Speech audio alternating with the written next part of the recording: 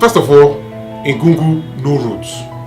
It's a path in the bush, and it's off-road basically. So if you have a 4x4 Cherokee Jeep, you're good. At some point, I have to come down from the car to, make sure that we put wedges where the tires will pass, so the car won't get stuck in the sand, and that'll be the end of it, because this was in the middle of nowhere basically. The morning of the show was a blessing from God. Traditionally, Kwagh is done in the open, in the village square, market square.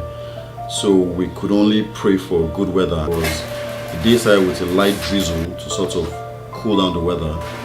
And everything seemed okay. We got a lot of volunteers who were willing to cook, and we got a lot of the kids who were willing to clean, sweep the market square, and everybody chipped in. We set up a nice arena. Chooks handled all the technical parts because that's what he does. So that's what we're going to do when we finish this one now. Setting up the show was crazy, because first of all, in Gungu, you have to know that it's not like NEPA supplies 10,000 kVA to that place. So virtually when NEPA takes it's dark. It's dark. This is middle of nowhere dark.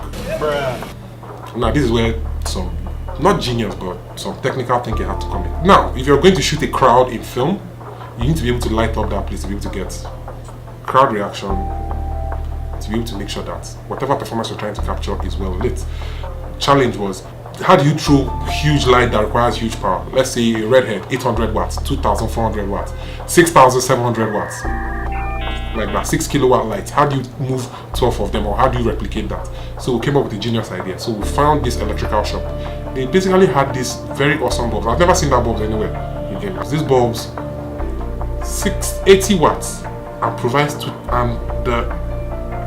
the measurement in wattage, the output it gives was 2,400 watts per bulb. So I made this weird diagram, measured the area. If we had 16 bulbs there, that was 16 by 2,400 watts. And the idea was to be able to make sure that if we're going to power that 16 by 2,400 power, we don't require too much power. So that means we're able to power this thing with a tiny generator. And that's how we did it. I created in a village, like the sea, baby. That's how we do.